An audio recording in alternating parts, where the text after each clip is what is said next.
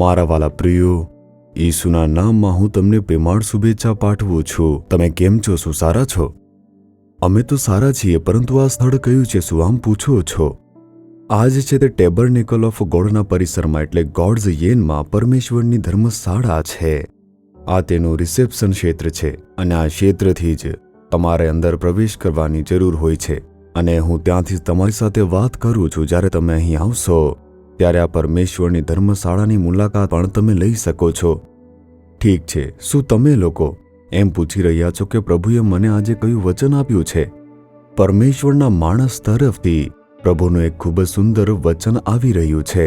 ગીત શાસ્ત્ર 119 તેની 49મી કલમ. તમારા જે વચનથી મને આશા ઉપજી છે તે વચન તમારા સેવકને માટે સંભાળો. પ્રભુ, તમારે મારા માટે કંઈક યાદ રાખવું જોઈએ. તે શું છે? તમારે જે વચનથી મને આશા ઉપજી છે તે વચન મારા માટે સંભાળો. પરમેશ્વર પોતાના વચન દ્વારા આપણી સાથે વાત કરે છે, ખરું ને? આ ઈસુ સાથે ચાલો કાર્યક્રમમાં દરરોજ એક વચન પ્રચાર થાય છે અને પ્રભુ તેના દ્વારા વાત કરે છે. જ્યારે કોઈ વચન આવે છે આપણે ખુશીથી તેને વળગી રહીએ છીએ. પરમેશ્વર આ વચન માટે સ્તુતિ થાવ આમ કહીએ છીએ. પ્રભુ તે વચન પર વિશ્વાસ કરાવી કહે છે, આ વચન તમારા માટે છે, હું તમારા માટે તે કરીશ. જ્યારે આપણે વિશ્વાસ કરીએ છીએ કે આ જે વચન છે તે આપણા માટે છે, આપણે તે વચનને સ્વીકારીને પ્રાર્થના કરવી જોઈએ. હે પ્રભુ, આ જે વચન તમે આપ્યું છે જેનાથી મને આશા ઉપજે છે તે મને આપ્યું છે, આમ પ્રાર્થના કરો. પરમેશ્વરે મને વચન આપ્યું છે એમ કહીને તમે ચૂપ ન રહો. તે વચનનો ઉપયોગ કરીને તમે પ્રાર્થના કરો.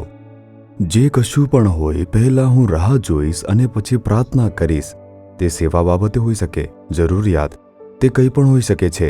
જ્યારે હું રાહ જોઈશ અને તે માટે પ્રાર્થના કરીશ, પરમેશ્વર તે બાબત માટે વચન આપશે, વાક્ય આપશે, અથવા તે મને તે વચન દ્વારા માર્ગદર્શન આપશે. એક વચન. હું કેવળ બાઇબલ ખોલીને કોઈ પણ વચન જોઈશ નહીં. તમારે બાઇબલ સાથે આવા પ્રકારનો કોઈ જાદુ કરવો ન જોઈએ. તમે રાહ જુઓ અને રાહ જોઈને જ્યારે પ્રાર્થના કરો છો, પવિત્ર આત્મા તમારા હૃદયમાં તે વચન સ્પષ્ટ રીતે પ્રગટ કરશે. પછી તમે બાઇબલ ખોલીને તે વચન જોઈ શકો છો. આ વચન છે જે પ્રભુ મને આ બાબત માટે આપી રહ્યા છે. આમ ખબર પડશે જ્યારે તે વચન તમારી પાસે આવે છે. તમે તેને કબૂલ કરીને પ્રાર્થના કરો, પ્રભુ, આ વચન યાદ રાખો જે તમે મને આપ્યો છે અને તે મુજબ જ મારી સાથે તમે કરો. આ વચનને તમે યાદ રાખો, આ કરારને તમે યાદ રાખો. તમારે કબૂલ કરવું જોઈએ અને પ્રાર્થના કરવી જોઈએ. તે એક શક્તિશાળી પ્રાર્થના છે. પ્રભુ ક્યારેય તે પ્રાર્થનાનો સ્વીકાર કરશે નહીં. તે ચોક્કસ ઉત્તર આપશે, કારણ કે પ્રભુ દ્વારા વચન તે આપવામાં આવ્યું હતું. તેવી જ રીતે હું સભામાં જાઉં છું તે પહેલા હું રાહ જોઈશ અને પ્રાર્થના કરીશ, પ્રભુ, તમે ત્યાં શું કરવાના છો મને કહો. અને પ્રભુ મને એક વચન દ્વારા પ્રગટ કરશે કે તે ત્યાં શું કરવાના છે. પ્રભુ વચન દ્વારા મારી સાથે વાત કરશે. હું તે વચનને ચિહ્નિત કરી લઈશ અને સભાઓ માટે તે મુજબ પ્રાર્થના કરવાનું શરૂ કરી દઉં છું.